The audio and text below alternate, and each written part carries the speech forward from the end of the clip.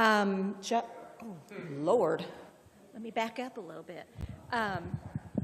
Josh can correct anything that I misstated or fill in the blanks, but yesterday was not our typical JRAC meeting, and I look for that to get back on track in the next few months, and we're going to forge forward.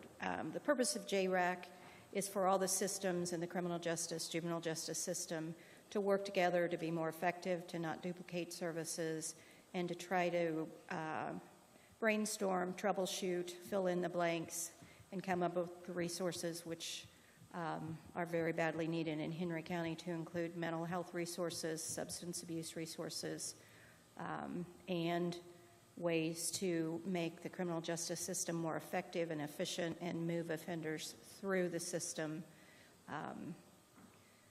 in a better, quicker way.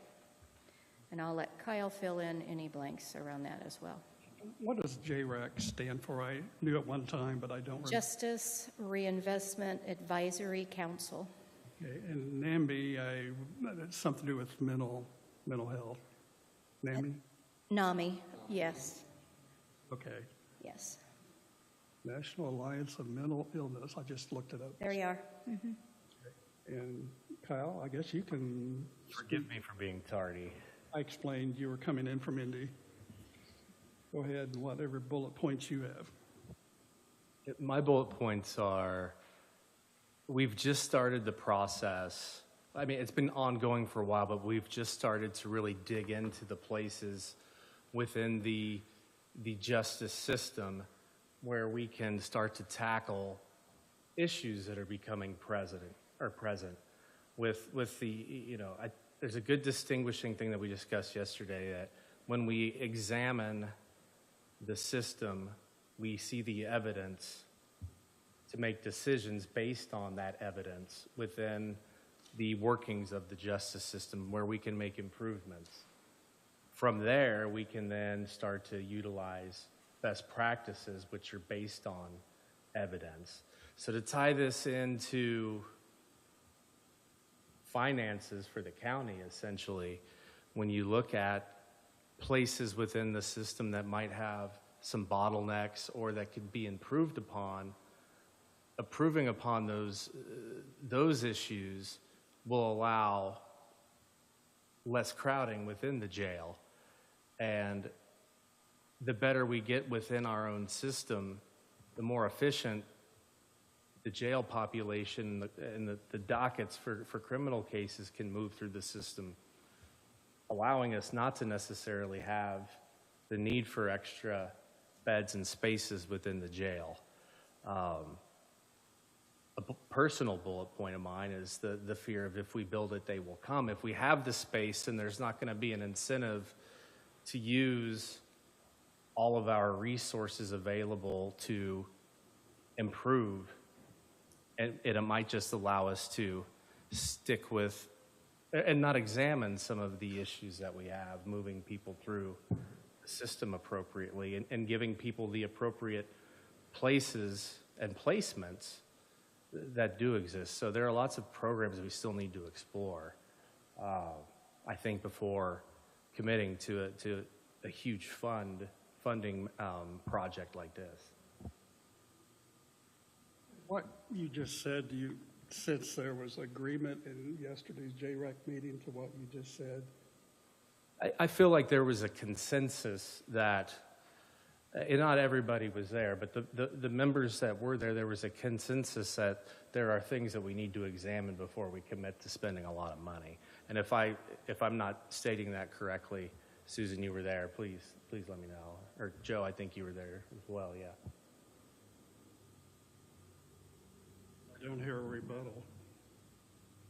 So that is fairly accurate as to the gist of yesterday's. Yes, I think that was pretty accurate, and the prosecutor was there for a period of time yesterday, but obviously we didn't have a judge there, and it just seems like this idea the JRAC needs to obviously have a judge, and the prosecutor and Joni with the community corrections and all those players.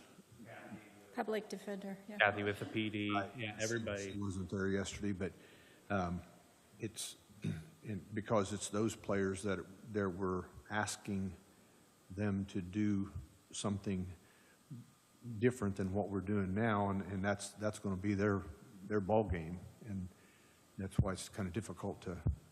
And I think we also had some discussion about, I think Lakeisha suggested the possibility of a subgroup to maybe meet and work on some of those areas that were mentioned yesterday, and then bring some recommendations back to the full JRAC. Yeah, and one of those I think really focused on the subgroup to look at pretrial practices. And I know that that takes resources, but thankfully if we look at some potential pretrial practice things and explore those down the road for incarceration of people prior to trial, I know that there are some I don't know the amounts, but there's some funding available through the state, I believe, to help address some of those issues if we were to choose to do something like that, and if we all believe that that was the right direction to go, which would again help keep people out of jail if they don't need to be there. I think the stat yesterday was, I don't know, was it 220 or so chief deputy that were in the jail yesterday? Total was 211 with 219. Okay, and then somewhere just shy of 20 were serving an actual sentence, which so that would mean that there were others that were there for various holds or in the pretrial process. So there's always room for improvement. I think that's just something that we can all, within our committee, explore.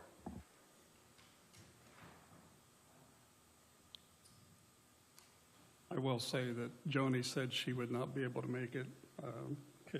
Judge Crane asked me to come in and speak to him for about an hour yesterday. He informed me he would not be able to make it. I hadn't heard from Kathy or...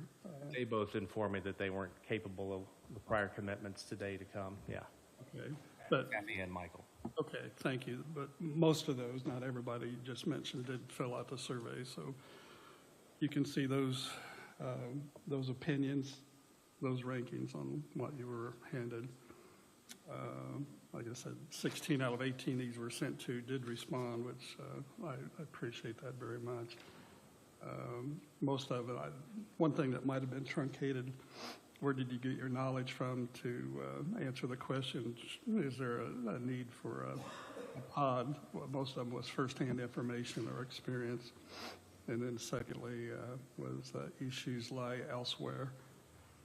And then some people wrote what those issues were, but most of them had to do with pretrial and the subject that you just mentioned, that very few of the people housed in our jail had actually been sentenced, is what I'd heard. And I heard that from the meetings I had with individuals that couldn't be here today, too.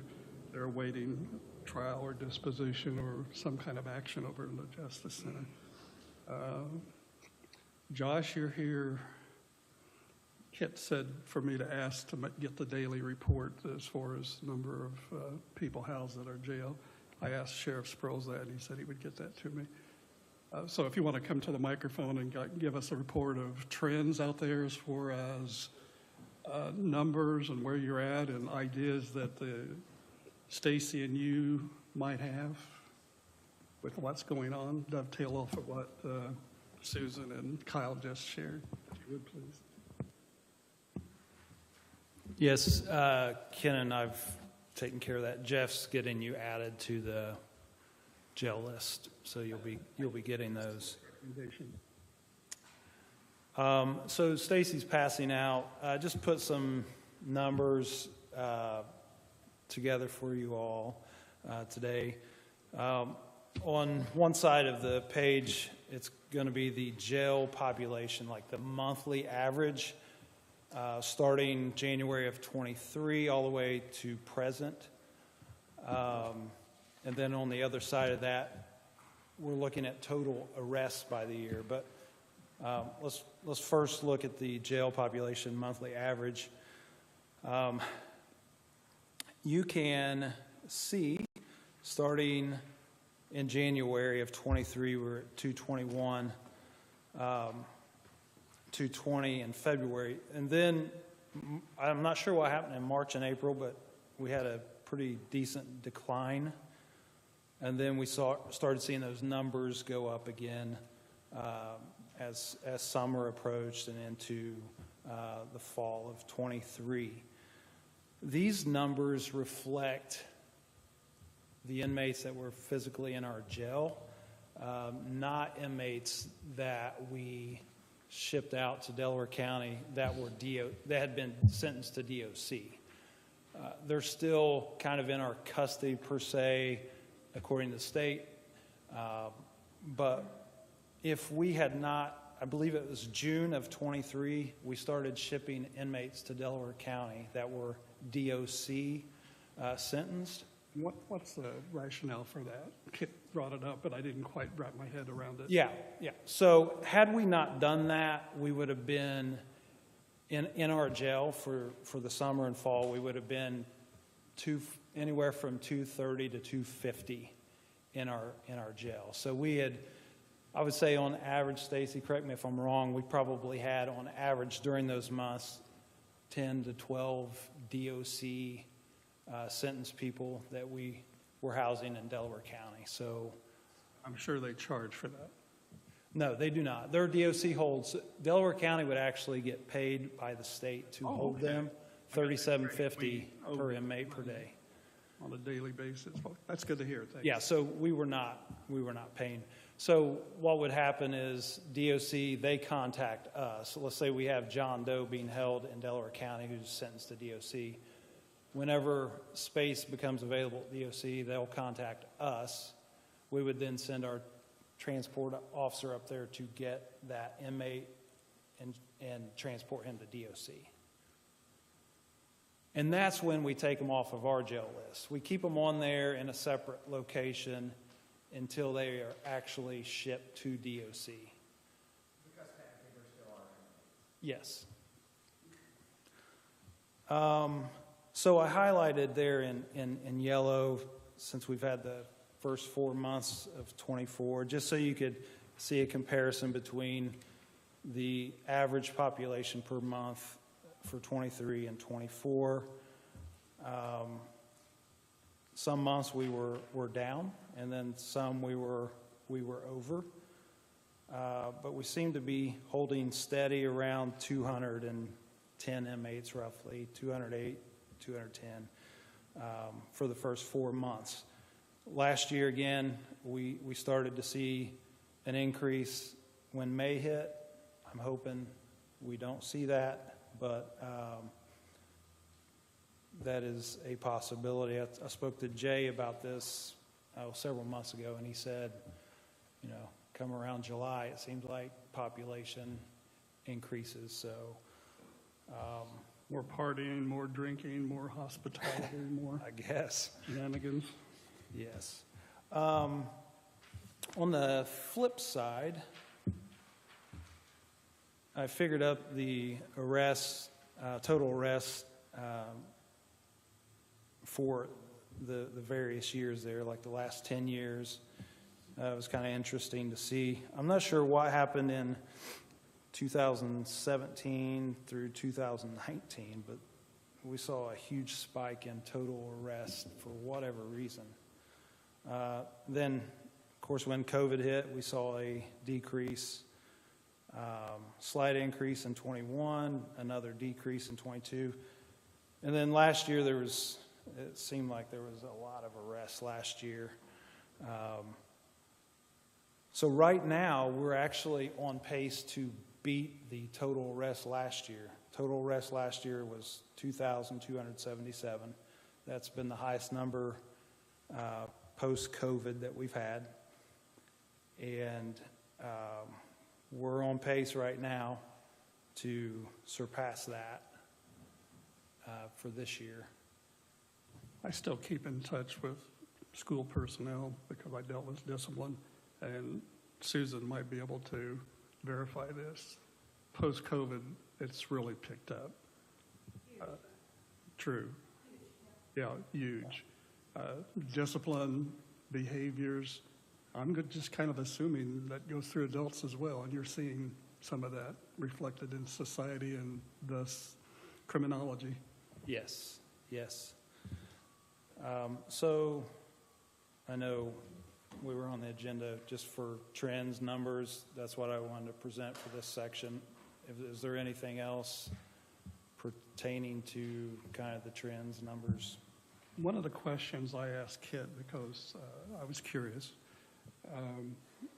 the rule of thumb is 80 or 85% of capacity. What's that rule of thumb we go by? I think it's 85. I asked Kit about that. We've got two more judges here. We can kind of take a little informal. He said ACLU and the state is not going to get riled unless you reach your 247. They would like, ideally, like the Robertson report and the Wilson report, ideally be to 85%. They said, you're not in trouble unless you reach capacity. Any other thoughts, judges? They're not going to come after us and slap us in another lawsuit at the federal level unless we exceed, what is it, 247? That was from Kit. I'm just Yeah, 246 is the the, wisdom of Kit Crane, since he's not here to defend it. But you can Yes. check with him that I'm not making that up. obviously, we don't want that because, for obvious reasons, like last summer into fall, had we not shipped those inmates out, we would have hit 250 at one point. Which would have been over capacity. And, you know, at some point, the drug task force could go out and arrest 10 to 15 people as well. And that's going to bump it up overnight. So, yeah, you, Would that require also more staffing if you were maintaining the 245 to 247 on a regular basis? Would you not have the staffing, or is it more of a corralling and? I don't know that we would Serious really issue. need more staffing. I don't, You think staffing's pretty good right now? Because we've been working on that, I know. yes, we're fully staffed in the jail and now on the road, so Well, that's a plus. that is a plus, yes. That's Yes. good news. If we can take good news get everybody whenever through we the can police hear it. academy, we'll be good. Josh, Yes, Bruce, if you get the new pod, are you going to, is that going to be a separate building and you'll need more people? Or is it going to be connected to the present?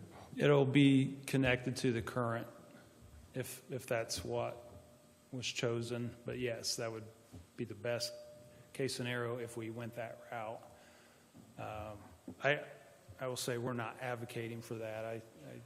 I believe that JRAC's a good thing, and I believe that we have, you know, if we have the right people in those meetings, and I think we can do well, and I think we can reduce the jail population. The JCAP, and I know Jamie's here, the JCAP, I know it has the capacity for 28. Given the staffing, I think we've maybe had 12, 14, 15 maximum, a few more guys typically, but that fluctuates. Does that relieve some of that 247 down? I mean, is it 247 plus the 28, or is that grand total including JCAP? So it's 246 including JCAP. Okay.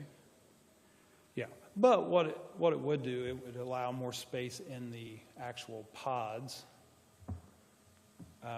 So I think it would help open up some space in the pods versus, you know, obviously we'd have more inmates in the JCAP wing, And I'm going to assume. but it doesn't really do nothing to that total number.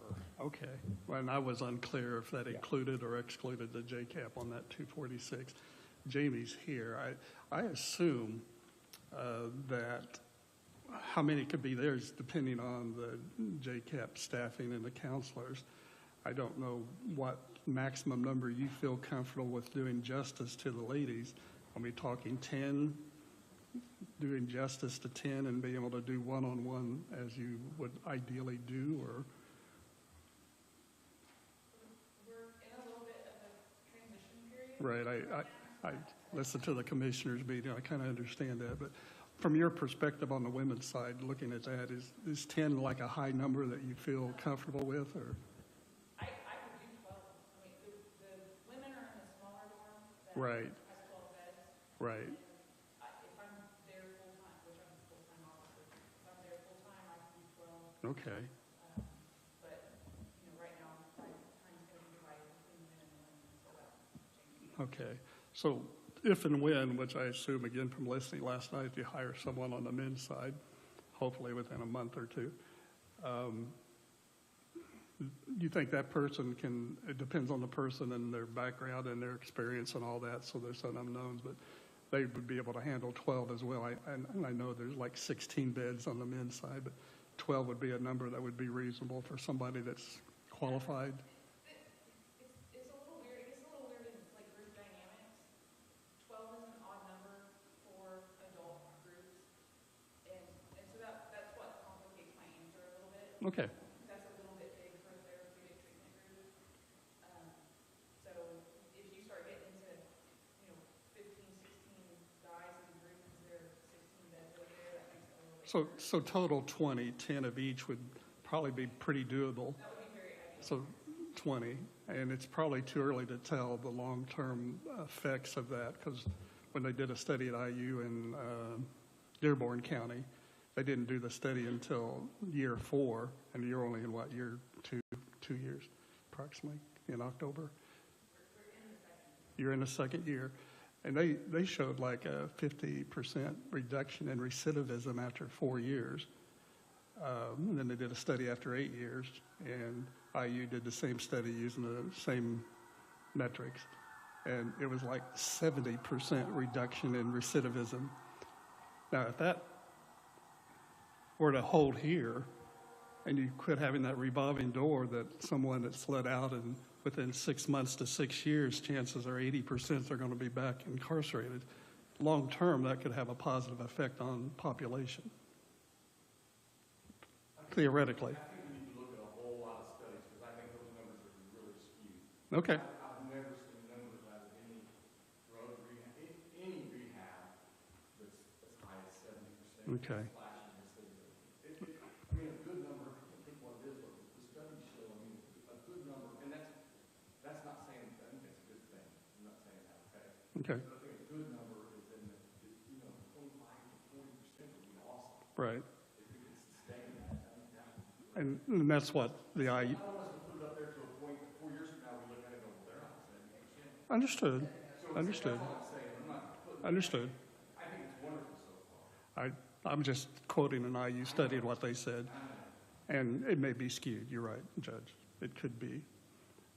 But that's what Tina Livesey shared with us, and she shared with us the actual printout of the study. So, at any rate, we hope we have a significant impact on reducing recidivism.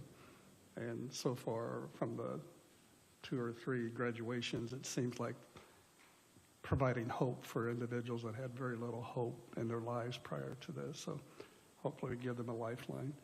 Any other questions for Josh and the population and the trends?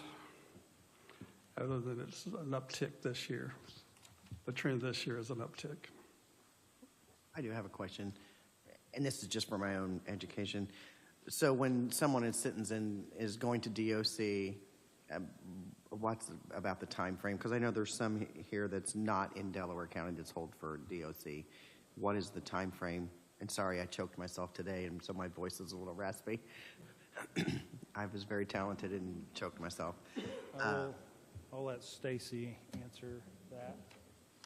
He's in tune to that more. You know, so. I read the jail list every day, and I'm like, hold for DOC, hold for, and I see the ones in Delaware County. I'm just kind of wondering what the time frame is, or does DOC just take their time?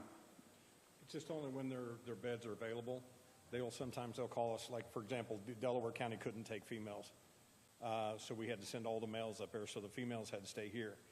Then DOC calls and says, hey, we got open beds for females, send, everybody bring us your females, and then they schedule everything. So it's just basically waiting on the state, DOC to say, hey, bring up, A, B, C, D, and then, Right, right.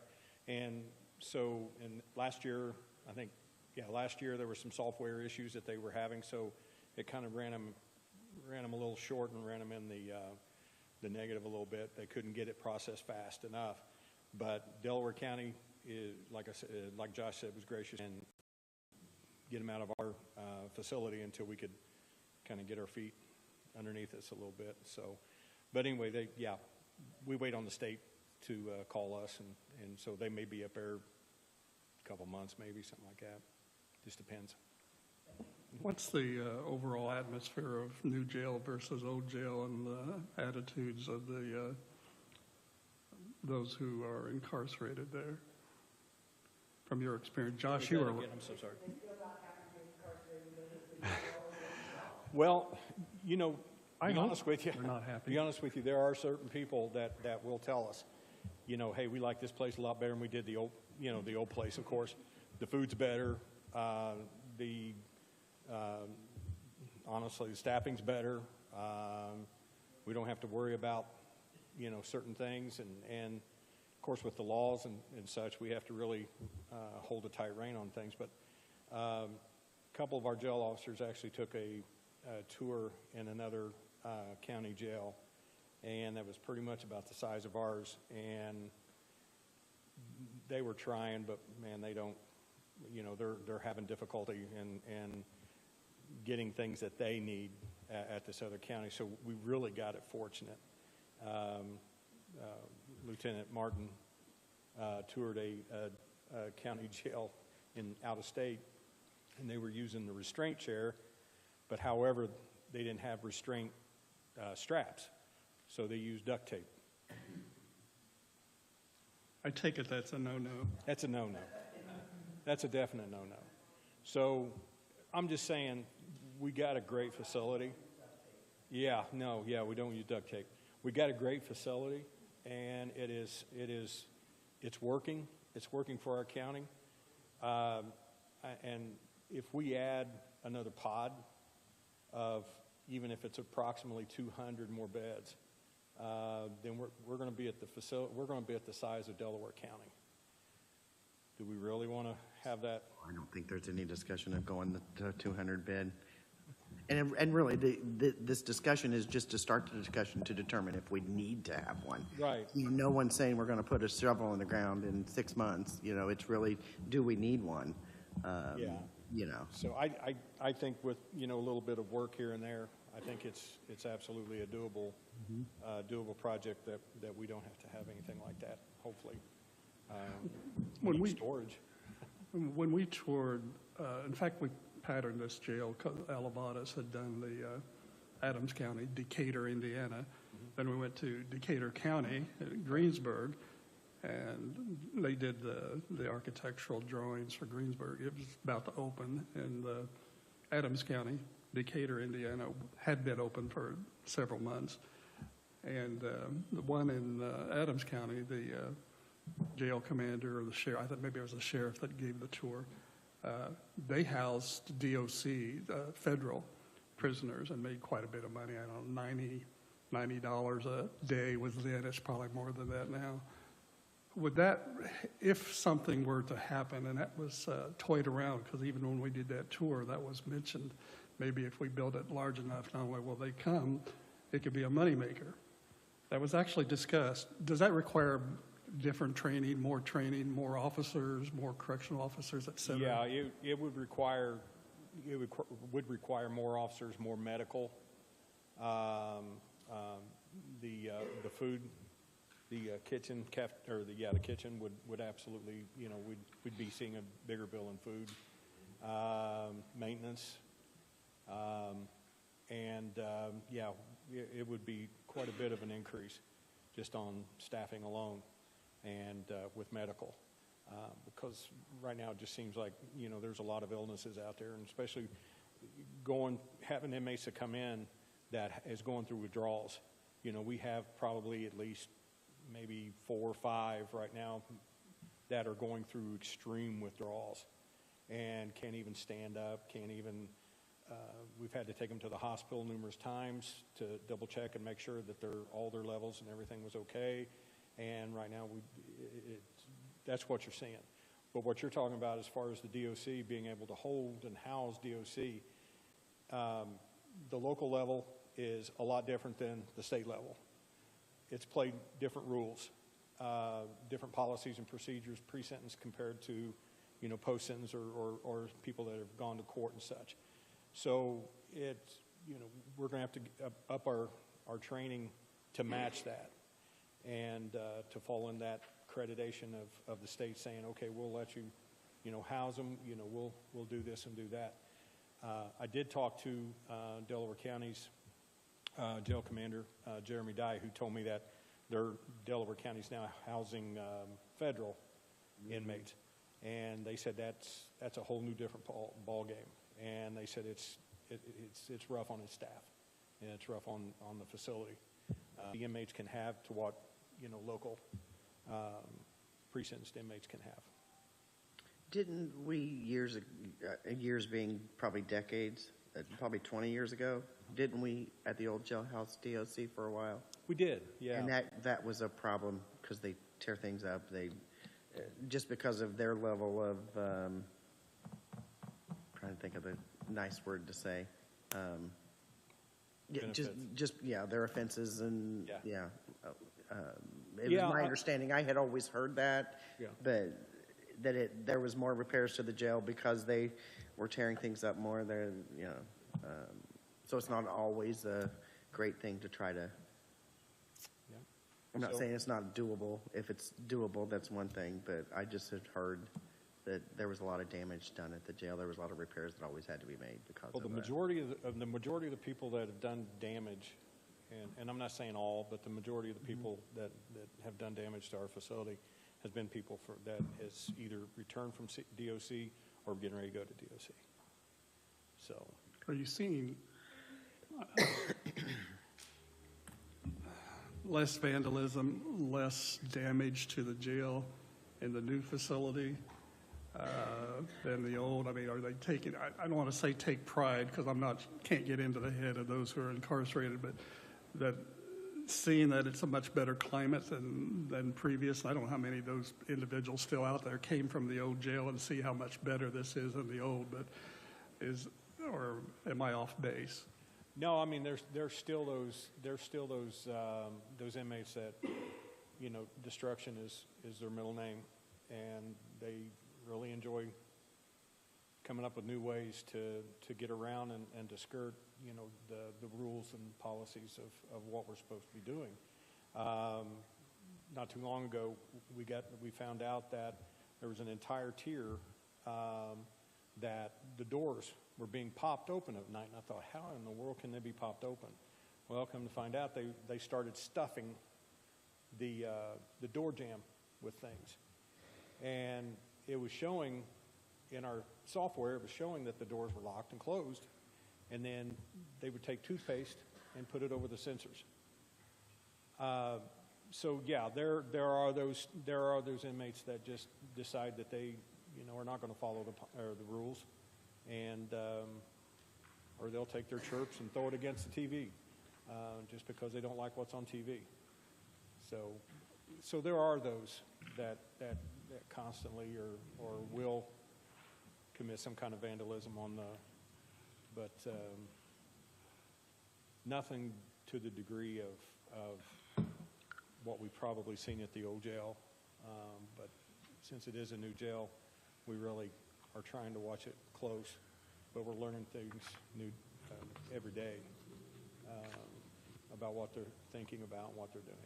It's the criminal mindset, I assume you're talking about. Yeah. So is being one person supervising with many monitors, is that working out pretty well? Oh, yeah. Yeah, it's our control room operators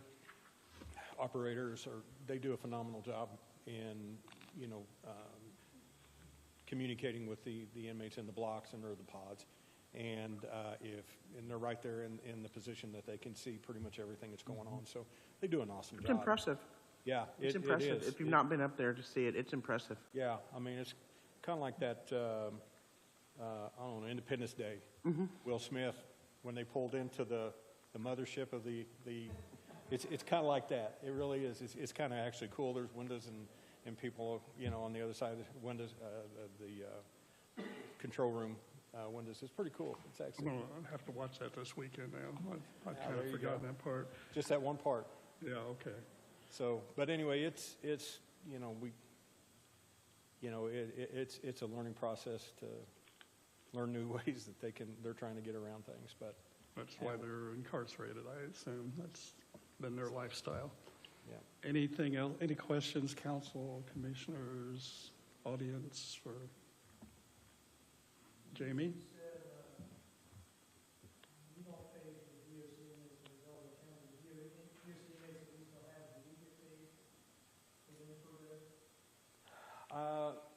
We should, yeah, we should be getting. Josh is shaking his head, yes. I think it's $37.50. Yeah, we do. Once they've been sentenced, I think the clock starts 5 or 6 days after that, then we can start charging, and that goes to the general fund. It's $37.50 a day.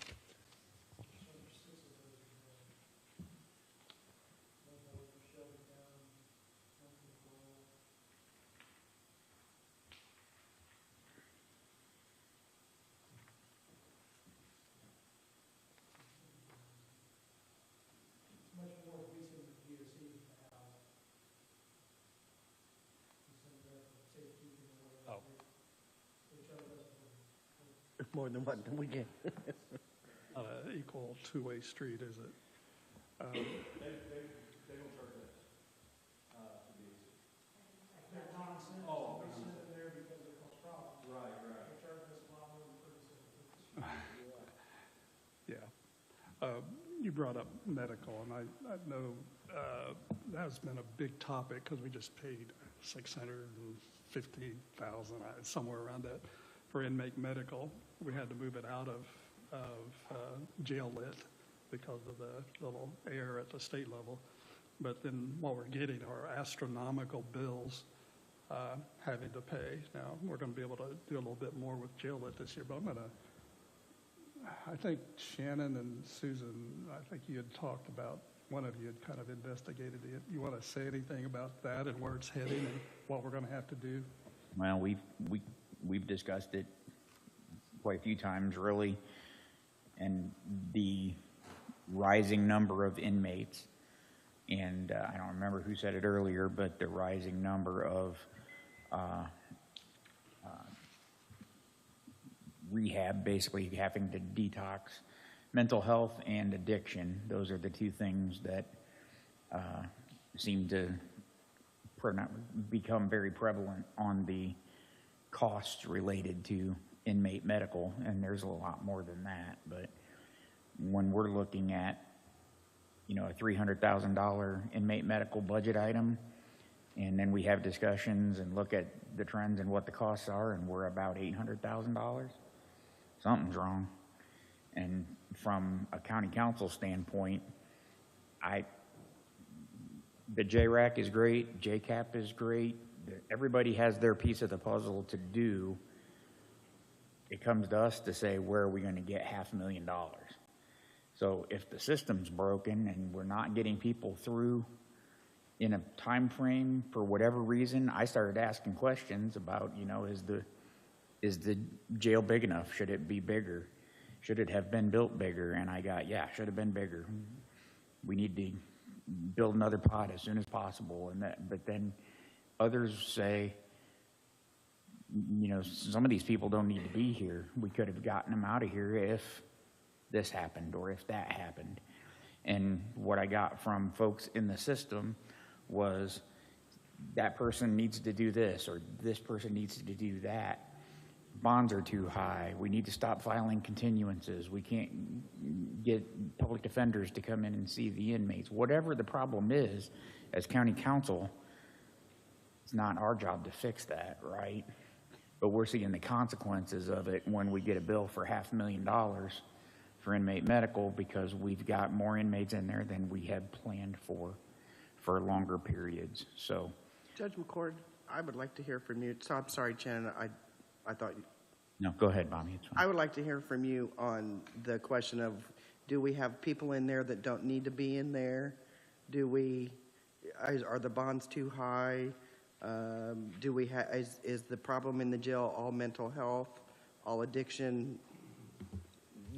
Funny, I wrote down that comment earlier because I hear this quite a bit. I really was going to let the prosecutor and the public defender go first, but I don't think they're here. It would have been nice to hear from them. Well, you only gave us a day or two notice, I think. 3 weeks, 4 weeks ago, you told us? Yeah, okay. No, first off, and I mean this in the nicest way, we set the bonds, okay? So whatever the bonds are going to be. Second off, we're so many years from pretrial release and so many things we need to talk about first that you're going to get. I'm speaking only for me, okay? I'm not speaking for Judge Crane or Judge Witham, but I think you're a long way from that. So we can talk about those things in JRAC all we want. And I apologize, I called you JRAC earlier, not JCAP, I'm sorry. But we're a long way from that. We're just getting started. And yeah, we have some people in the jail that have drug issues, and we have some people in there that have mental health issues.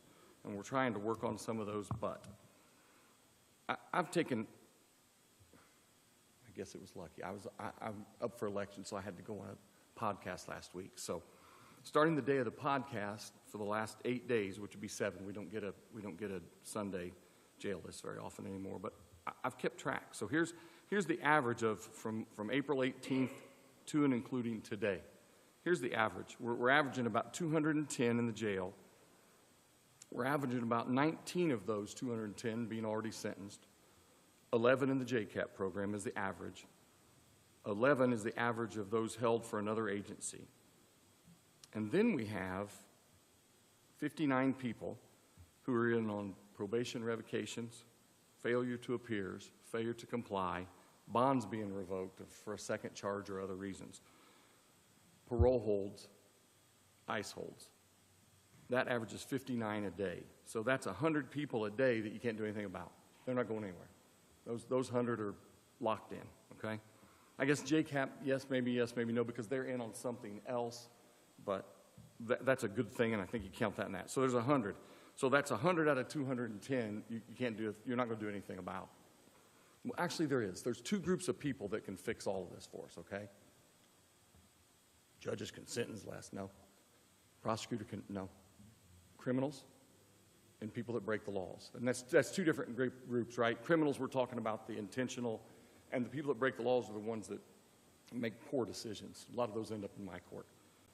So out of all those people, we've averaged people that are in jail for either dealing or possession of meth, cocaine, heroin, or any other narcotic, hard drugs, not marijuana. We've averaged 45 people a day. People that have are being held for battery, domestic battery, battery on a law enforcement officer, intimidation, strangulation, anything else violent, have averaged 30 a day. So there's 75 more. We have average 9 a day that are in there for resisting law enforcement, whether that be running from them or running in a car, which we get a lot more of than we used to. We have 8 in there for child molesting, child pornography, rape, or any other sex charge. So my first question, it's going to come out like a smart aleck, it's my personality, I'm sorry. Of those 75 and 17, that's 85. That's 92 people. Of those 92, which one of those you want at your house at 3 a.m. because we let them out on no bond? None of those are the kind of people we're going to let out on no bond. It's never going to happen. Not in Henry County. If you want to move San Francisco, New York, Los Angeles, I don't think either one of the other, I think they probably are very similar to my thoughts on that, okay? And then here's who's not been in jail for 7 days. Not one person has been in our jail for marijuana only. And not one person has been there for driving while suspended only, with the exceptions. I had a Hispanic gentleman that came into my court on that yesterday. He doesn't count those numbers because he had an ICE hold, so he's not going anywhere anyhow. But this was his 11th driving while suspended, and I did sentence him to 30 days in jail because we can't get him to stop driving. So he's not a local, so I don't think he'll be back once he does his time here. So that's what we've got in jail, okay? So those numbers that the guys gave you, I think are really good, show a really good trend. But I think the numbers are more under control they scared us all, what was it, October last year when they ballooned on us all? But, you know, I wasn't going to say that. I was going to say this all along. If anybody would have asked us or the prosecutor before they built that, we would have told you needed out of their pod in the first place. I know most of you weren't involved, but we were never asked, and we were never part of that. So, but those numbers, you got to look at 17, 18, and 19 because things were getting really hot before COVID. And then COVID, part of what happened was, the government locked everybody in the house over COVID, and then we had a lot less contacts. Especially the state police. The state police went to almost 0 contacts during COVID. So our numbers plummeted, and they've just started to come back. But anyway, I wanted to say something about those numbers because there's a lot of that we can't do much about. Now, this program's helping. It looks to me like it's helping a lot. But those are still people in jail for committing crimes. I mean, we want to help them, but they still got to do jail time. And yeah, we can probably, and when I say we, I mean the system, I don't mean the judges. We can probably get things done a little faster.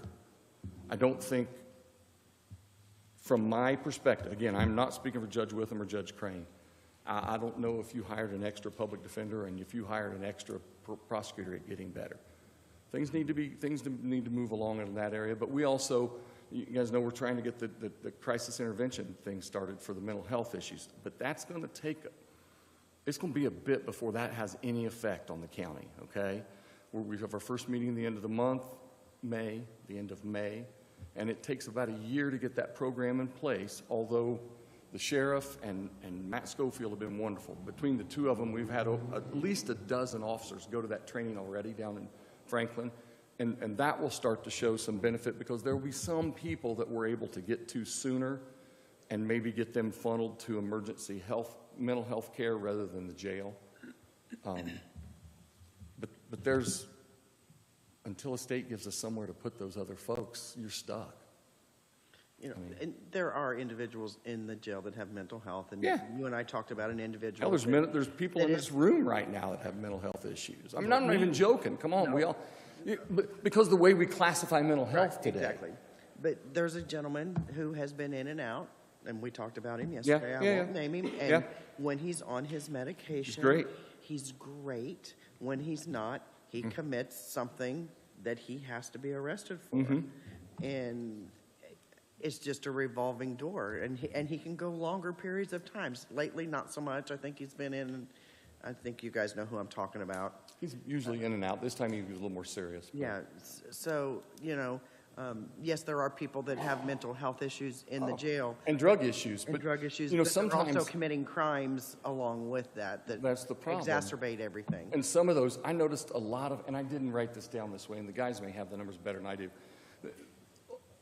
A lot of our people with the drugs, along with that there might be intimidation charges or theft or burglary or, there's some that are just that. And then dealing. And drug dealers are different. Doesn't matter what you say, you got to be careful there. We want to help everybody get better, but we can't turn everybody back out. We have the same problem. I probably deal with more alcohol cases than drug cases in my court because of the way we're broken down. It's the same thing there. I tell them all the time, we're going to get you help. We're going to try to help you. But at some point, you just got to put them in jail so they don't kill themselves over the next year or year and a half or 2 years. Or someone else, like behind the wheel. That's the problem. So I would say I personally have opinions on whether you should work on a pod or not. I'm not going to say it because that's not what I'm here for. As a judge, I don't know about the other two. I don't have any opinion on it. We're just telling you what we've got and how we do it. And we got to deal with what we got to deal with, but no opinion on whether you do it or don't do it or whatever. Okay. One of the things I'll point out historically, and thank you, Judge McCord, is the state allowed a jail lid, which in our case was 0.2%, which in our case was $25 million. When the bids came in, it was a matter of either building a 275 capacity, which Rick McCorkle was pushing, or to do JCAP, because that JCAP facility was $1.5 million. So we could have done a 270, which would have been closer to the Robinson report, or we could have not done JCAP, and the decision was made to go to JCAP.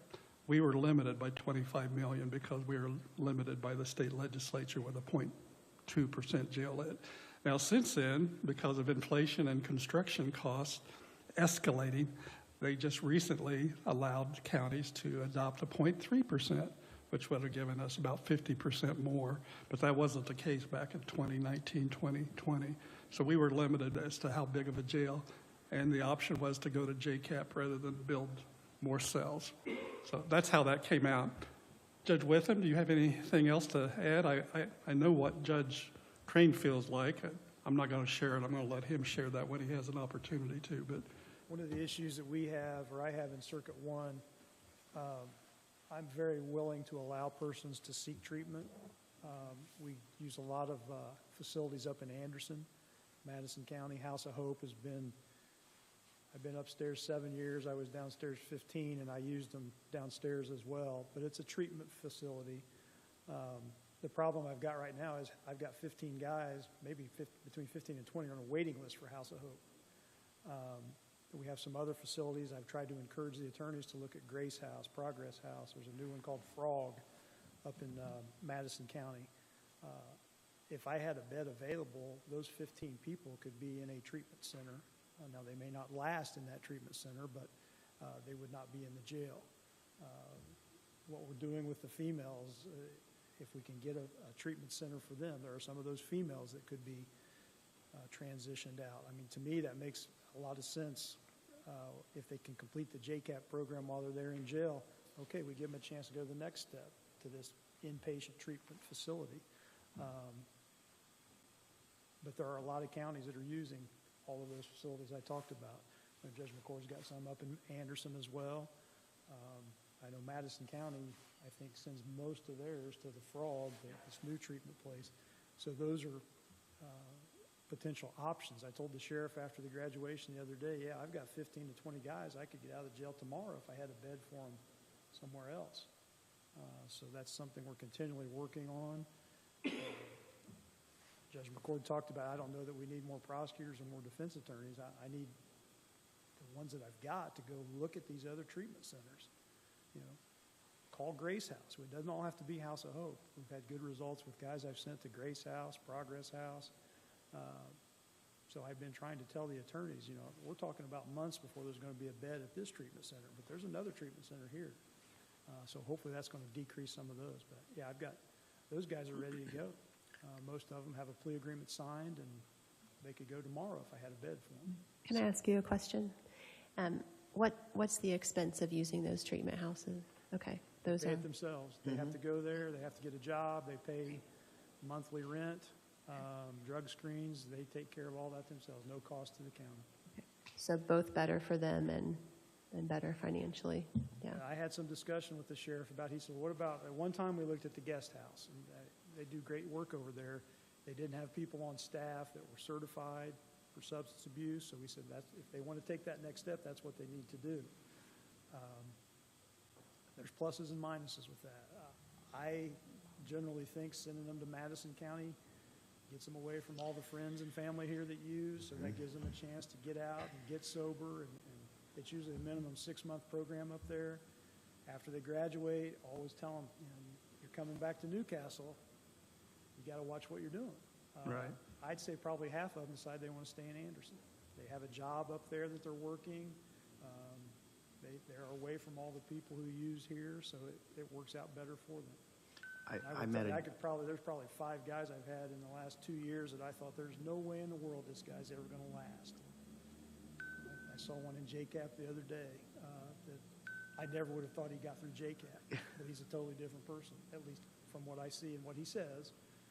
Time will tell for sure, but yeah, there's always a chance for someone to go and do well. Now, my policy normally is, okay, I'll send you there once. If you don't comply with the rules, I get a call from the manager at the house, send the sheriff up, call Josh in the middle of the night, send somebody up there to get him because he hadn't done what he's supposed to do. They come back, they sit in jail for usually at least 60 days. We'll give them a second chance. I normally tell them that this is it. There's not a third chance. So you messed up once, we'll let you go again. We'll see how it goes that time, but don't come back asking for a third shot at this. And we've had good results. There was a gentleman at the, actually outside the jail the day of JCAP graduation, and I struck up a conversation with him, and he was living in Anderson. He was from here, but he was living in Anderson. He'd gone to sober living. He was working at TS Tech. I mean, he seemed to, 18 months sober, now, anything can happen, but he seemed to, because he's away from his normal stomping ground and away from his normal peers, and he even made that statement, he needed to not live in Newcastle.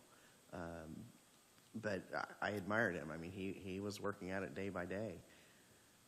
I think those that have gone through treatment realize if they go back into the same group that led them into drugs, alcohol, stealing to support the habit or whatever, the likely of relapsing into that lifestyle increases greatly. So hopefully people coming out of JCAP and some of the programs in Madison County, Delaware County, they come to a realization that they're more likely to succumb if they go back into that group that kind of led to that environment that perpetuates that kind of behavior.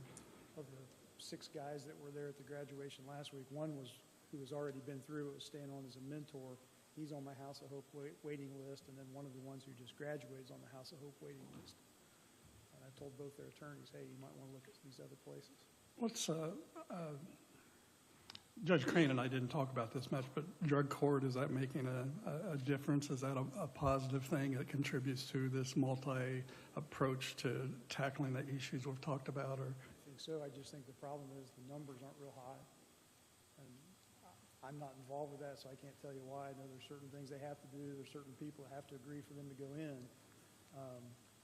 But I know they struggle with trying to keep the numbers up where they want them. yeah, I saw that was fairly small numbers. One more question then. One reason for that is it's the prosecutors. They have the final say whether they're going to let them in the program or not. The policy, I think it's still the same, is if you're charged with any kind of dealing, then you're not eligible for drug court. Right. And we have a lot of people who are charged with dealing that, they may sell 1 time, 2 times, 3 times, not large quantities, because a lot of people who use have to sell to be able to afford to continue to use. So Well, that automatically excludes them it's from not drug court. uncommon that a lot of times if they have a plea agreement, it may be reduced to a possession instead of a dealing. But that's the policy right now, is that if you're charged with dealing, you can't get into drug court. Okay. One other question. Judge McCord alluded to the crisis. Is that the Franklin, is that came in, that spoke at Crisis JDAI? intervention. That was that group CIT. that spoke at JDII last year or 6 or 7 months ago? Good. So that's being considered and looked at. It's going to happen. We've got a steering committee put together. You're going to be on that. So we've got prosecutors, defense attorneys, we've got somebody from Centerstone, somebody from Meridian, the hospital. We're looking at this point. The only thing we need to have, I've got commitments from the sheriff, Matt Schofield, from Landon D. up in Middletown, and Chief Beatrice in Knightstown, so we get all those guys in. I'm forgetting some people, but anyway, a couple of attorneys, but we're looking for some people that have been through that system. So we're going to try to find some either family members who've had another family member go through the mental health system, people that have been in that system, so they can give us that side. And that's the only thing we're still looking for, and we'll get that done here in the next 3 or 4 months. We'll talk with Meridian and Centerstone and get them here. But that's going. I mean, we're working on that. That seemed to make a difference when they spoke about in Johnson County. Johnson County's kind of the leader in the state. Yeah, they are. That's kind of like Dearborn. Law enforcement trained in CIT, and then they have a crisis intervention unit that actually goes out when the mental health call comes in, and it takes a lot of that off of road officers, and they're able to resolve it and get them somewhere safe and talk to them. It's a long-term goal for us, but we're a smaller county, and that'll be harder to do. We need a whole unit to that in this smaller county. But Okay. we can still do many of the other things. Susan, I have a question for you. You've been doing juvenile. Well, that's what I'm pausing as I say this. Your experience, listen, we're the same age, so if I call you old, I'm calling myself old. So as you have done this for in excess of 20 years, Well, see, I was being nice and just saying 20. 39 years. I'm sure that you deal with the juveniles. Is there a high percentage, low percentage that end up as adults in our? They just move right down. Yeah. Okay. That was yeah. Yeah. Yeah. Because I am getting a yes. Because that is, I mean, there are people that have reached out and they're like, look, you know, and and I know that they've gone through your system and there's no place for them to go. There's no place for them to get treatment. There's no place for them to get, you know, it's sad. So today we had a 12-year-old who was there for an initial hearing. I think it was on a battery. 12-year-old. He is a young man who was adopted by grandparents. And when his attorney was talking to him to tell him, okay, this is what we're here for today, didn't mention anything about being taken to secure detention or anything, he flips out. It took my security guy, the security guy from Circuit 2, and then one from Circuit 3 came up and helped out to control him. He's yelling, screaming the whole time. He wound up, I called Josh, got a couple deputies over. They were going to take him to secure detention, Delaware Juvenile Detention, but they wouldn't take him because of the way he was acting, so he went to Ball. My understanding now is Ball says, well, we think he's okay, we're going to send him wherever you want to send him next. We're not sure that Delaware County is going to take him because of the way he was acting. This is a 12-year-old kid. It's obviously mental health. There's no drug issues or anything like that. But there's nowhere for these kids to go. Yeah, and we need to find a place to house him, and more than likely it will be somewhere not close. Oh, no, it's never close. Yeah, it's never close, and it's never cheap. Yeah. Never So, cheap. yeah, the mental health, I mean, it's not just the adults. It's more and more frequent. We're seeing younger and younger and younger 12. kids. That's And unfortunately, usually these mental health issues, you don't just flip a switch and there's the problem solved. They just grow older and need different types of help. It doesn't go away. So it's an ongoing, it needs to go down. Jamie, I'm sorry for interrupting. Jamie, you want to come up and say anything about JCAP or what, I know we're working on this women's transitional, what's the role that plays connected to the JCAP program? What's the purpose of that? Okay. First of all, I want to say two things in response to Judge McCord. One, the way that he went through the jail list I thought was really informative. I spent a lot of time working in DOC.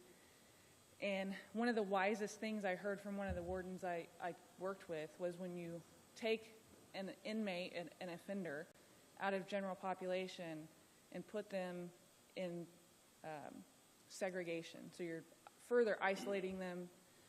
Make sure you're doing it because you're scared of them, not because you're angry at them. You don't lock people up because you're mad. You lock people up because they're dangerous. And I think he made a pretty good point that seems to be what we're doing in Henry County. We're not locking people up over frivolous things. And that does contribute, obviously, to the overall head count at the jail. The second thing that I wanted to say is that I do think that JCAP has something really special going on that the average person in our socioeconomic level and down does not have access to. And that is a much longer term, much more intense, much lower client to staff ratio treatment program than what any of us can afford. Our insurance will not pay for us to have inpatient treatment for 6 to 8 months. They're not going to. And a 30-day program, it's not cutting it. It's just not cutting it. My husband works in one of those treatment centers, and he tells me about the group treatment they do. And when he told me about it, my jaw dropped, and I said, honey, that's not treatment. That's a seminar. You can't do treatment with 40 to 80 people in a room. And then when you're there only a month and you're maybe seeing an individual therapist 3 or 4 times, you're not even scratching the surface of why they're addicted to drugs, what they're running from what they're running from in their addiction. And that is the magic of JCAP, and I think that's why JCAP's numbers may be inflated compared, maybe in reality, inflated compared to the average treatment center, because we can hang on to them for an extended period of time, and I can really work on that trauma history. I can really dig out that story, and for those of you who have been to our graduations, you've heard those stories, and it is horrific. Some of the things that these people have gone through, that they're trying to deal with, that they're trying to cope with through using drugs and alcohol. And I'm not, by no means, I don't want to sound like I'm somebody who excuses their behavior. That's not the case. That's not the kind of work I do. You've got to take responsibility for where you're at. You might not have caused the problem that you have as far as your mental and emotional health, but you've got to deal with it. And you've got to start choosing to deal with it now. It's not an excuse to act like some kind of maniac or go out and steal stuff. And there's definitely a difference between the average addict who sells a handful of pills so that they can keep the other handful for themselves, as compared to the addict who's driving to Chicago and bringing back cocaine by the pound. You know, those are very different people. And the treatment in the long run is likely to be less successful with the one who's driving to Chicago buying it by the pound. Because they're not necessarily doing that to run from their trauma. They're doing that because it's easy money. They've learned how to take advantage of people, and they like doing that. So I think we have something really special in JCAP, and I think that does set us apart from the average inpatient treatment program that's available to people who, don't have hundreds of thousands of dollars falling out of their pockets. And not one person that's in JCAP right now has been sentenced. So you got them longer. You really, truly do have them a great deal. And we do lose them by attrition sometimes. Sometimes we'll bring somebody into the program who hasn't been sentenced. We don't expect them to be sentenced soon, and 2 weeks later they're gone. That does have it happen on occasion, and that's part of why our numbers are low right now, because we run we run closed groups. So we bring in a group. In the group process, there are stages to group development. The first stage is storming. That's where there's a lot of chaos. Everybody's trying to get to know each other. They're figuring out what their place is in the group. And so the first 3 weeks with the women, I'm not sure exactly how it works with the men. I'm going to be learning that, though, as I'm working with them more now. But the first 3 weeks with the women is typically chaos. It's a lot of conflict management. It's a lot of them figuring out where they fit in the group and what they want to do. Once we get past that, then the real treatment starts. But if I bring somebody new into the program, 2 or 3 months into it, we start that storming process all over again.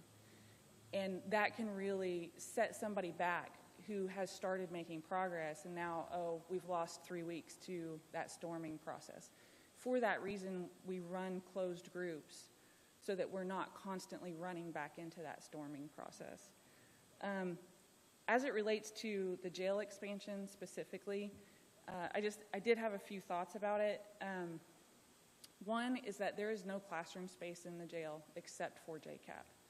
There is a strong desire in the community from Ivy Tech and from the ABE, adult basic education providers, to get into the jail and provide services there, but there's nowhere to do it. That really complicates things. So having some type of expansion, I'm not going to advocate for adding a bunch of beds But having some kind of expansion where we could have some programming space would be incredibly beneficial to the population overall. Could the training room serve that purpose, or is it reserved totally? I'm sorry, say that again? The training room, the large It has training to room? stay in secure, isn't that right, Stacy? Yeah. They Okay. can't come out of the secure area. Okay, gotcha. Yep. So that's the number one thing. Number two is the design of the expansion, as I saw it here in a commissioners meeting, would open up the JCAP area a little bit more to custody supervision. Right now, we're really isolated from the rest of the jail, not just in the sense that we're not close to general population, but also we're a little bit off the radar of custody, because we're this separate wing that we don't need a specific officer assigned to us, but the officers who are assigned to that inmate supervision directly don't come into our space because we're completely on the opposite side of the building. So it takes some special effort to send officers over into our area. So a design that, put JCAP more centrally located with where custody, like the bubble is, would improve supervision. So that's one thought. And the last thing is just, I wish that I had been around when JCAP was being designed, and I'm sure that financial constraints were a big part of how it ended up the way that it is. But we only have one classroom in the JCAP area, and we have no rec area, no recreation area. So in order for our participants to go to recreation, they have to go all the way across the jail into general population, into the rec area over there.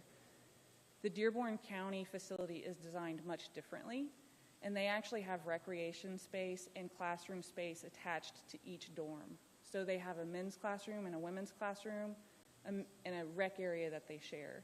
And the new jail design was much more like that. So it would really be beneficial in JCAP to be able to do that. Now, part of the problem, I'm sure everyone here knows now that I'm the only JCAP counselor out there right now. And I'll manage that because there's one of me, but when there are two of us trying to work at the same time, we only have one classroom. And we don't have a therapy office space. So that really complicates, we do all of our therapy and all of our classes in the classroom. And so that really limits what we're able to do. I can't do class while another therapist does class, and I can't do individual therapy while another therapist is doing class. So that complicates what we do. Our previous schedule allowed for that because I was working mornings essentially, and the other therapist was working evenings. That's going to change now, I'm sure. As we bring in new staff, we're more likely to be both day shift, and we're going to have to work out that conflict in our schedule. And it might get really complicated. So having a second classroom would be incredibly beneficial. So those are my thoughts. I have a question for the room. Did we ever go through a process of figuring out what the correct size should be for JCAP, or was it just what we could afford? Because the rest of my thought is, I know you have a closed group, but there could be two closed groups running simultaneously if we had other staffing. So I'm just curious if we could, what kind of study could we do to figure out what the ideal size of those JCAP programs would be? I know in Dearborn County she runs a much larger program, and I'm not sure if she divides her groups into separate groups. She has there are three full-time staff there. We're working with one full-time, and we're hoping to expand to two part-time. So we still won't have as much staffing as we'll still be less one from what they have in Dearborn County. So I'm not sure how to answer that as far as if there's a particular way to figure out for our population or for our jail population. Are there people waiting to get into JCAP right now? Always. Okay, so that means it could be larger. Yes. Potentially, and that could be an option we could explore. Yeah, I just took applications from the women last week, and I received 20 applications. And if I fill my whole dorm, I'm able to take 7 ladies. So Are they all eligible based on criteria set 12 of them, I'm going to interview 12. So, and eligible is kind of a tricky word. Might not be the right word, sorry. Yeah, there are some who, just from their application are not appropriate. To answer their question about how it was developed, I think when the decision was made, and I was out of state when it was made, to go with the JCAP instead of the 270 beds, I think it was just turned over to Elevatus to do research as to other similar programs that they researched it, but I don't think I don't think they went to Dearborn County, for example. Well, it's fascinating because I was told repeatedly that our facility, our JCAP facility, was modeled exactly after Dearborn County. And then when I went down there and finally got to actually walk through their JCAP area,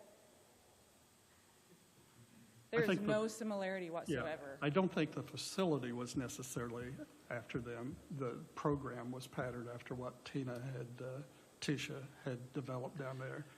And that's where I think you got your training, by going down and talk to her and that kind of thing. The facility, I couldn't guarantee, was patterned after, because there's a jail expansion too. Oh, is it? Yeah, they're in a part that's an expansion of the old jail. Okay. You want to very quickly say what Hager's Hope's doing and what the purpose of it is? Yeah. Hagar's Hope is a transitional home for women, and it's not a treatment home. So there's still a little bit of a gap there for women in Henry County, as far as having a home to go to where they are receiving additional treatment in the home. We aren't doing that at Hagar's Hope. What we're doing at Hagar's Hope is more what I keep calling true transition. I don't know how else to phrase it, but I feel like there's this gap where we send people to homes like, say, the Grace House in Anderson, where they're receiving all of this treatment in the house from the staff who are managing that home. But there's still this big gap in them learning how to access treatment on their own, them not having somebody holding their hand and saying, hey, you have to be in group right now. The whole house is in group right now. Come on. And so it seems to me that women go to those programs, men too, they go to those programs where they're receiving intense treatment, and they still falter once they get out, because they've still been in an environment where they had so much supervision, they weren't really making decisions on their own, they weren't really accessing their care on their own. Hagar's Hope is really focused on helping them learn to access the care that they need in the community. So if they're coming to us and they have an addiction history, they'll go to Meridian, Centerstone, someplace like that, have a substance abuse evaluation, and be required to follow whatever recommendations are made there. They won't be receiving treatment in the house. They will receive weekly case management in the house, and that's going to focus on financial education and life skills training, really helping them understand how to manage their money, how to save money, so that when they complete the program, they have money in the bank to get an apartment or buy a house, put that down payment on a house, buy the car that they need to get around, whatever their situation is. And it's going to open pretty soon. Yes, next week. A lot of people doing a lot of work over in the old Bennett House the last 2 weeks especially, and a lot of donations. Most of all, Ken and Gray. That's just painting. Yes, but it's a lot of hard work, and But he wears me out because I try to keep up with him, and it's difficult. I was going to say, would it be safe to say that's kind of like the guest house for men in its purpose somewhat? But right now, there's nothing for women like that transitional. Yeah, it's, the guest house has such a broad spectrum of what they're doing, because they're doing everything from emergency shelter up to intense addiction treatment. They have several different programs that they're running in there. Hagar's Hope is really kind of that interim or intermediate kind of transitional. If you're an addict, because you don't even have to be an addict, not necessarily in recovery, to go to Hagar's Hope. I'm totally open to, that kid who's aging out of foster care and the family just doesn't want to keep them around anymore. They don't have anywhere to go. Or like my own situation growing up, I didn't grow up in a great place. I left home before I was 18. If I had had a place to go when I turned 18, that could have helped me from having to go back home into an unhealthy environment. And I was working at the time. I could have paid program fees if I just needed a stable place to go. So I want to be able to provide that kind of housing for people, for women who just need a help transitioning, whether they're transitioning into adulthood, transitioning out of a bad relationship, or transitioning out of their addiction or incarceration. Sorry, Kenan, did that answer your question? Yes, I wasn't sure how aware the people were of what's going on across the street. And it is kind of a follow-up to JCAP for some. You have 3 ladies ready to enter that in early May. Yep, my first 3 ladies that will be moving in are all 3 JCAP graduates. One is in drug court, one will be serving house arrest, and one will have probation. And that house has a capacity for how many? 12, we could fit 14 for sure. 14 ladies Yep. over there, and they have to be 18 or older, you said? Yes. Okay. Anything else for Jamie? No, I think that this just piggybacks on it. I want to highlight something Judge McCord said, which was there's a lot of things that are a long way off. And the whole purpose of what we're starting to discuss in JRAC are all of the places where there are improvements that can be made. And when you have passionate individuals like Jamie talking about what she does, and you have everybody in the community and the stakeholders in the justice system involved in what the future of our justice system in Henry County will look like, I think that it helps everybody understand that, okay, let's prioritize and see where we want things to go in the future. Let's have some common understanding that nothing we're discussing is about being soft on crime. This is about treating people with what they or how they need to be treated. So I think that this is a really good time to be discussing how do we allocate our funding and our resources in the future. We're at the very beginning. But I think that it's important to note that there are going to be alternatives that we have to explore other than just more jail, essentially. And then we also have to look at the resources we have in the community. Do we have facilities right now that could be useful for reentry, for secure detention, for mental health treatment, addiction treatment? How do we allocate funds that we may use for just a jail in other directions in the future, so we're using them all together in the same direction? Nothing is going to overshadow another area. So I think that's also something, what are our secure detention bills like right now? For our youth? 13.8, and that was for 4 youth, I think. Was that 4 youth or 5 youth? 4? What, Yeah. is that, what does that number represent? That number, The month of March for 4 kids. and that was an amount? 13,800. 13,800. Yeah, because I think we budgeted like 200,000 or something, and it's not sufficient, yeah. That's like inmate medical. We thought 400,000, and it's going to be twice that. Yeah, it was 300,000. Was it 300? I knew we upped it quite a bit, given the history of last year. I was going to bring up the YOC on the Hill, but I'm not, because that's a topic for another day. But I would like to turn it over to Bobby, because she gave 2 handouts, and she may want to say something about those. I've seen those before, but some people have not. So I just wanted, because, see, Steve, Joe, I'm not sure who all else, I know Kyle, Mike, Shannon, we weren't elected officials at the time of, I was sitting back there, but at the time that the needs assessment, actually, maybe Kenan and Susan, you weren't either yet. The needs assessment for the jail, the new jail, and also the proposed staffing plan that was done in August of 2021. I just felt the need that maybe those of us who have not or were not around might want to read it to understand what the assessments were, the analysis was for both of those. as we weren't here, and it would just be good information. Thank you. Kim Cronk appointed a committee of about 25 people. I was one of them. I was appointed to Jerry Cash's Alternatives to Incarceration. That was the only one out of the 6 that was appointed that actually came up with a recommendation of the JCAP.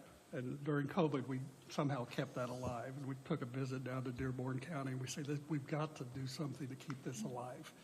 It's too good to let lie die. So that's one thing that positive that came out of November of 2018. And this was shared at that, but I don't think Susan was necessarily a part of that. I know we both came in January. Good information. I think it cost, I don't know how many thousands of dollars, $30,000, $40,000. And then the guy, Robertson, moved to Colorado, and it cost twice the amount after he moved. And anyway, looks like it's about 33 pages. We paid over $1,000 per page, so do read over it. And Bill Wilson from the Sheriff's Association, that's more current. And that kind of was our basis for trying to staff the new jail, was based on this. I'm not sure we're quite there, but thank you for sharing that. Are we there, Stacy? I'm sorry, we're fully staffed based upon the staffing analysis that Bill Wilson did. I thought that's what you said earlier. That's okay. Great to be honest. I know. We are, so we're gonna speed this up. I know, I'm out of coffee, so. And I know Steve has to go. He has an important assignment with his family related. We'll leave it at that. But I know we were tremendously overstaffed when we started this process. I mean, we were like 10 correctional officers, and the pay was 30% below average, and we've raised that about 25% in the last 4 years. So we're in better shape than we were. Seriously. Well, that's a good problem to have. That's a good problem to have. So some things are looking up, and we're chipping away at it. The other thing, council and commissioners, what's your pleasure? I know Steve just left. We need to continue this. I think what Bobby said, we just wanted to have a discussion. What are the factors leading to the population we have? Are there any legitimate ways to relieve some of that pressure? Read over the survey. I'll probably send you a copy. It did not print out well. There was something in the printout with SurveyMonkey. Some of those graph columns are truncated, so it doesn't give you accurate. And also the comments that several of you made with the last 3 questions were not included in the summary. So I'll get those out to you so you have the complete set of information. But again, I appreciate those that took the time it was a 2-minute survey, unless you made comments. And depending on how many comments you made, it was a little longer than that, but it's very short. So thanks for doing that. You got your finger on the microphone. I was just curious what we should expect for next steps. Well, that's next on the agenda. I'd like to leave it. JRAC is chipping away. The crisis is chipping away. We've got studies. Nobody checked that we should hire a professional correctional person like Robertson. Not one person, surprisingly, checked that.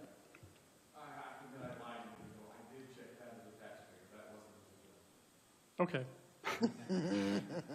Duly noted. I appreciate everybody that's here. Appreciate everybody. Did you say that's you been did or working. did not?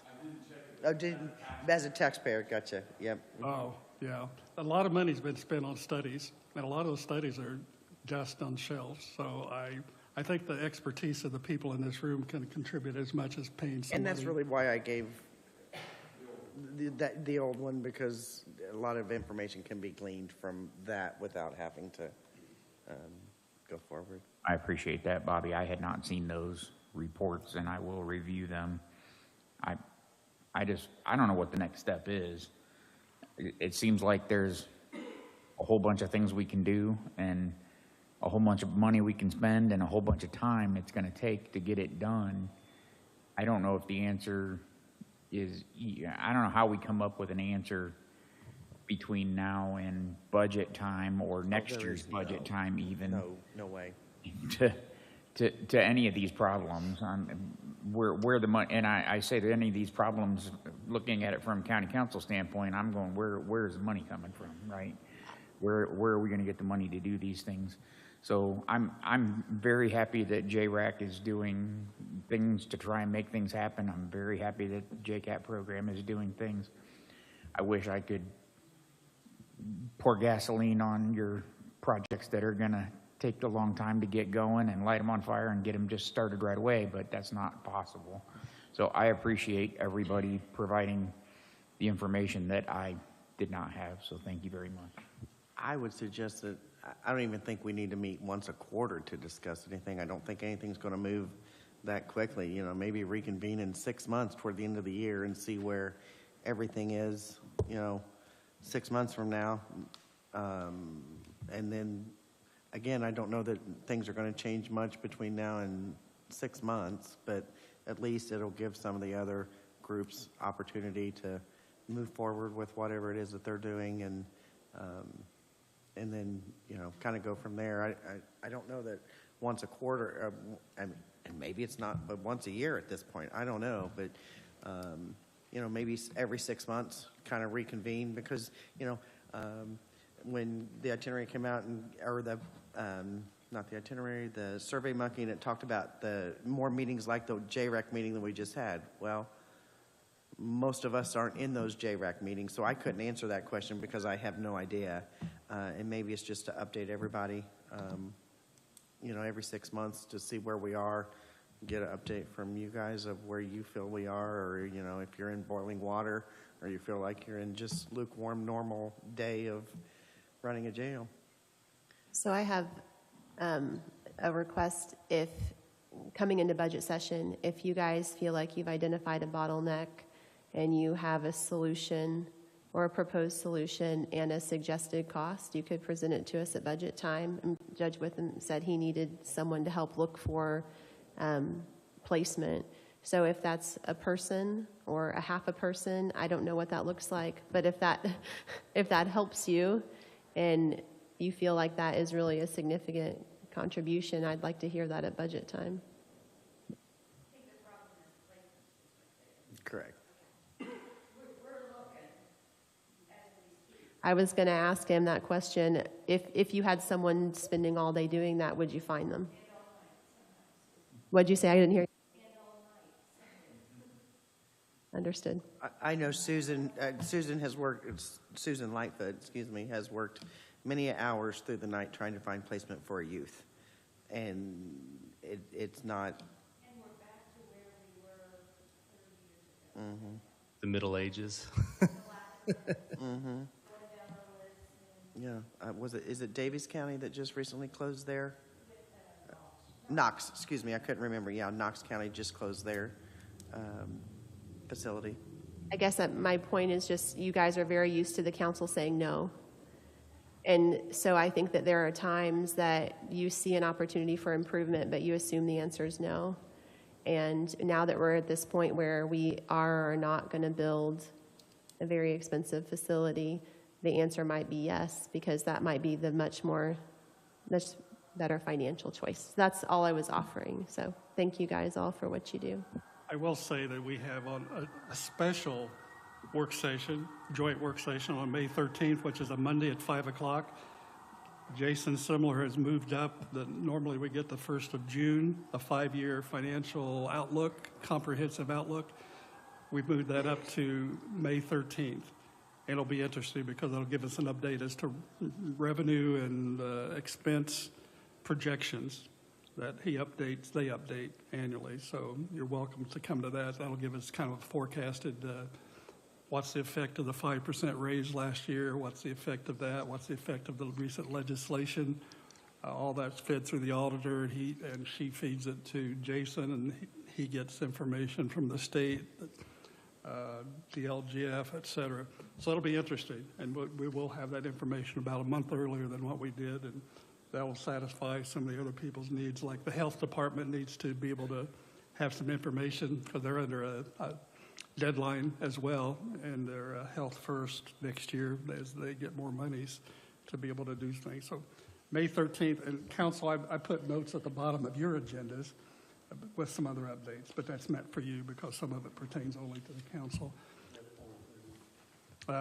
It's 5 o'clock. The one on the 13th is at 5 because there's something else going on in here by the EMA, I think.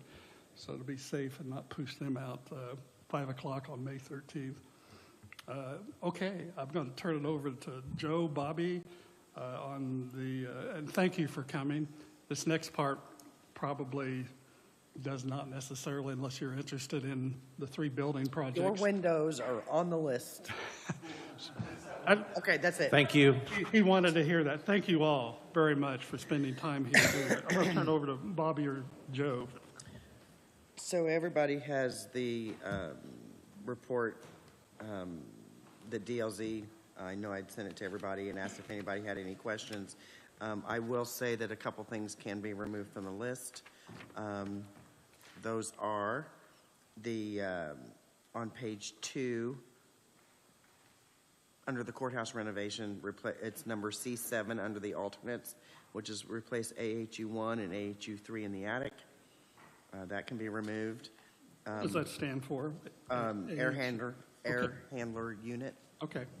So that $50,000 to $60,000 can be removed from there. The other thing that can be removed is on page 4, which is under the Justice Center. And it's alternate J1, which is a replace modular uninterruptible power supply. That has already been replaced as well, so that can be removed. And looking at my scratches on these numbers, I cannot remember if I had added them all up correctly, but if we take everything, and please don't take my numbers to heart, if we take everything on the low side, be 5 million, then do everything alternates and original. The low side is $5,037,115 approximately. $5,037,115. I said October instead of April last night, so I don't know what I said. Heard that. Duly corrected by your chair. I still haven't figured that one out yet. So, or on the high side, $6,606,405, which of the, I believe, $5.7 million, roughly would need $906,450 of the art money that we have. I think we have 906,450. I think that's what you said. I think it's 3.3 that we've appropriated for buildings. That would. I only know that because I had Philip Goodwin did all the math for me. So that would leave us using, if we did everything, and of course, this is just a work session, so there'll be no voting, $906,450 if we did, roughly, if we did everything. Is that the high side or the? That's the high side, $906,450 on the high side. I think it's $662,885 on the low side, roughly. If we did everything that was on the list between the two, so. So the high side would actually leave about 660, and the low side would leave 916, but because the high side's going to cost more, so you'll have less balance. We would use we would need $906,400, roughly $910,000 of art money for the high side. Roughly 600. I'm going to say 675,000, roughly, on the low side of art money.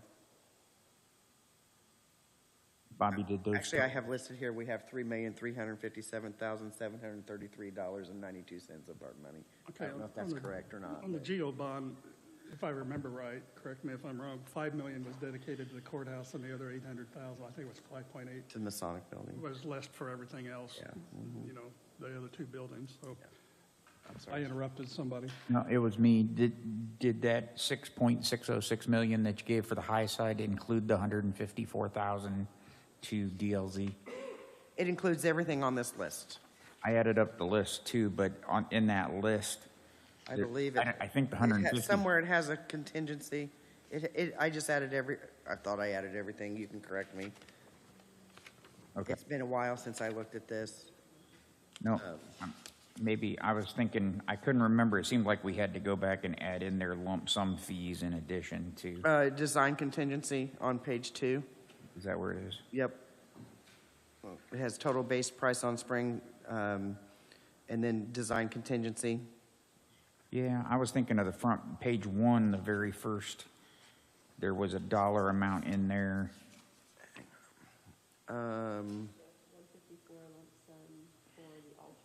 Okay. I did not include those. Some, it seems like there was some fixed fees that were not. Yeah, it part is of- on page 1. I did not include those, no. Okay. I was just including the others. Yeah, I just, if the DLC's total fixed fee sum for the project is 512,000, then that is another $500,000 we need out of ARP, right? Yeah, another $500,000, yes, we would need out of ARP Okay, to do everything. thank you. So, and again, this was just to present, if anybody, I don't believe when I reached out to everybody in email, I don't believe anybody reached back out that they had any questions of any of the projects. The Pella windows, those are on order. The test windows that we're doing down here on the first floor, and then over at the Masonic building to make sure we don't run into anything ridiculous as they're starting to do the windows. Those will, I think it was 8 to 10 weeks out.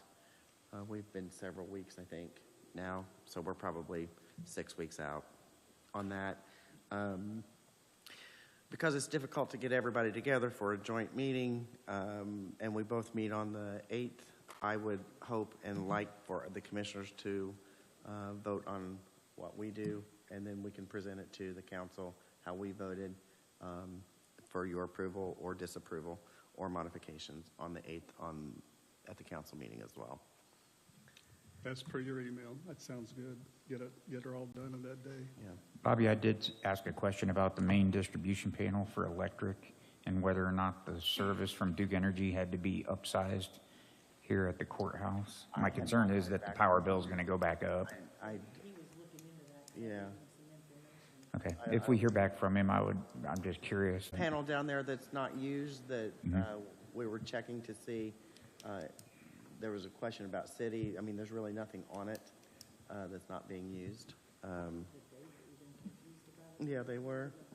Yeah, I have no concern with them updating the panel. If they upsize the service, then our power bill for the courthouse is likely going to be increased, which Well, is something we will need to budget for. Yeah, I guess my concern is if we can't upsize the service, then there's a lot of stuff that we can't do. No, absolutely, completely. I'm wanting to know for budget time, that's all. And I don't know that, I mean, he can say if he's going to have to upsize it. I don't know if he can give us a cost of the increase of the electric. So the main thing that's coming in the near future are the windows, is that? Just the test windows that we approved a few weeks ago. We approved to do the window down here at the bottom of the stairs to replace it. Because these windows, when they redid them, were framed in, and they're not certain exactly how, what they're going to run into when they start taking the windows out and the framing. So they wanted to do a test window on the first floor on this building, and then one in the Masonic building. Test to see if they're adequate or sizing? Or Well, no, well, they call them test windows, just to make sure that when they put them in, they don't run into anything that they are not aware of and any surprises, because they don't want to order everything. Maybe they might have to adjust ordering something, because again, these are, they were framed in smaller than what the original framing was. What do you foresee coming after the test windows? What building, what kind of things would come? I think they're going to start doing things in all buildings at the same time. I don't think they're going to do one thing, one size fits all. They haven't given us we're going to start here first. Obviously, I think the foundation is going to be a priority because they got to get that done. I mean, they haven't listed a timeline yet of we're going to start here and then move here and move here. Do they bid these out to like subcontractors, Yes, they like do. the jail? And DLZ's kind of the manager of the whole process? Mm-hmm. We just have one request from this building when you guys do it, if it's even on the high side. Our fear is that the windows won't open. Nope, they're going to be opening. Okay. They will open. Because Yep. We've lived across the Yep. street without open windows, Yep. and we They- did that because of cost. Yeah, no. Those windows do not open because of Yeah. cost. And it's a nightmare. It's Yeah. No, because you brought that up at that one meeting, no, they will open. They will open.